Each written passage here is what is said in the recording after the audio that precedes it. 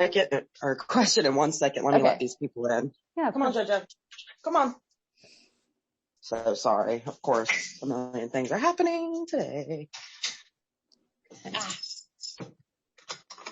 Hey, sorry. Pandemonium morning. Go for it. Per usual. Yeah, lock him up. He'll jump on you. Thank you so much.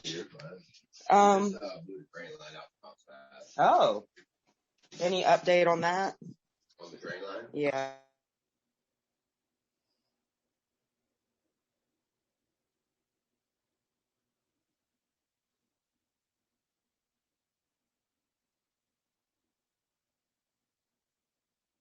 No, I'm back in action. All right, you're okay. Yes, I'm fine. Sorry. I had people coming to change my air filter. That's okay. Sorry, go ahead. Go ahead. I was just going to say, as long as you're comfortable continuing the interview with other people there, I'm happy to reschedule if it's not a good time. Oh, no, we're fine. We're fine. Okay. It was an in and out situation. Okay. Anyway. I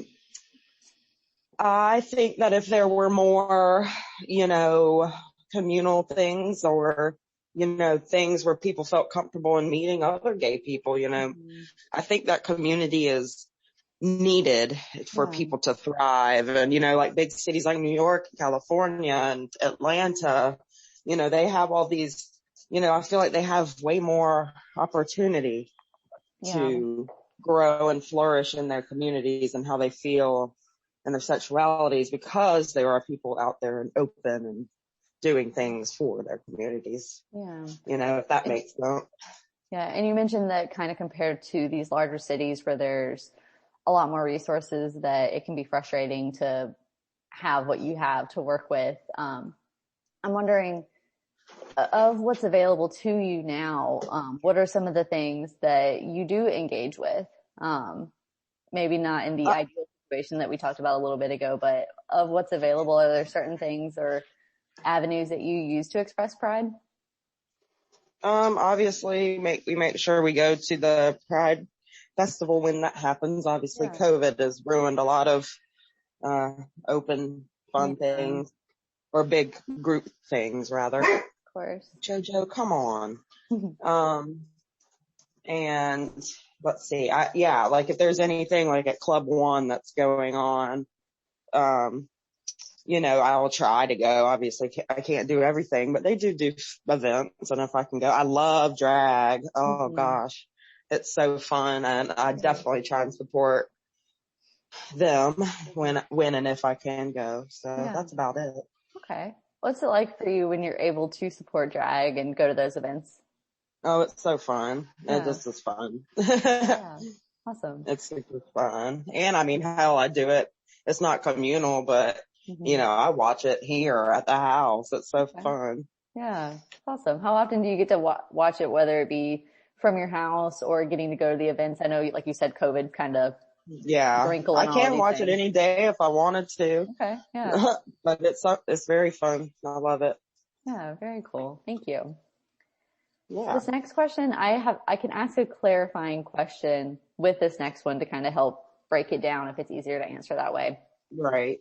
So the whole question is, so as somebody who identifies as a lesbian, are there particular resources or supports that help you define meaning in life? And the clarifying question, it might be easier to answer this first, is how do you define meaning in life, or what does that look like for you? Girl, I haven't figured it out in these whole 28 years I've been living, and it stresses me out. That is okay. I think I need therapy to figure that out.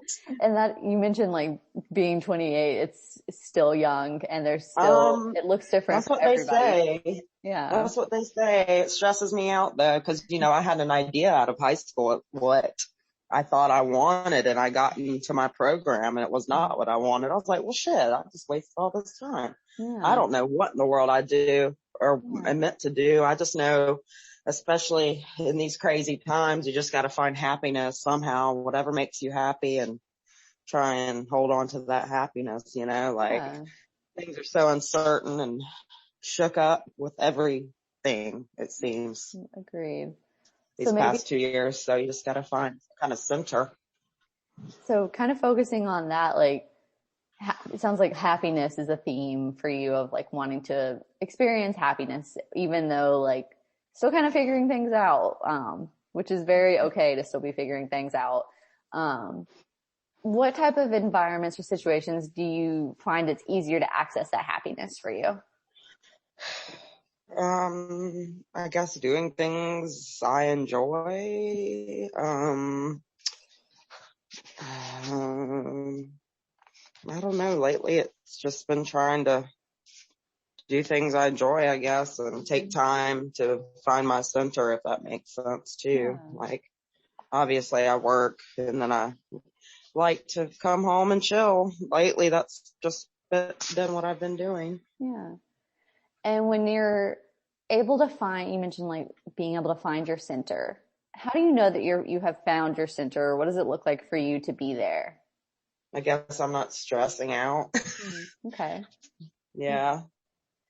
So then kind of expanding back to the overarching question there is, so as a lesbian woman, are there any particular like resources or supports that help you to find that feeling of being centered? You said, are there any positive resources in helping me find that center? Are there any particular resources or supports that help you to find that?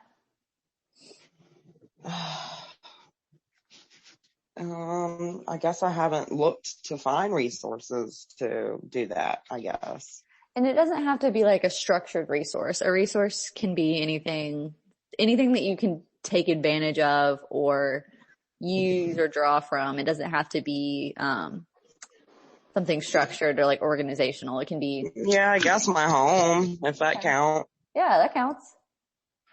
What about your home helps you to find that feeling of being centered? Well, my animals, and I have, as nerdy as it is, video games. I like to chill. Lately been playing those. I like to cook. Okay. Yeah. And of course, if I do love music and I do love the beach too. So if I can go see music, that's cool. If not, obviously.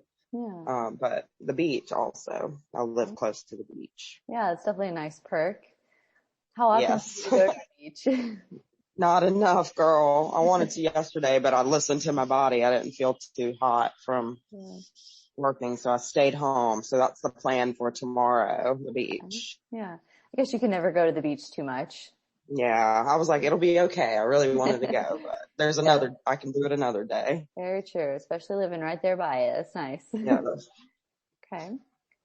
So this next question is about self-acceptance. So individuals who identify as lesbian often strive to find self-acceptance in terms of their sexual identity. Where are you in the process of finding self-acceptance? I have found it already. Yeah. And just to kind of gain more depth about that. So what does self-acceptance mean to you, or what do you think of when you hear that term? I mean, I guess that I know who I am, I guess. That's what it sounds like to me. Yeah. And so you mentioned like being there. How was that journey for you, or what kind of things helped you along the way to get to that point?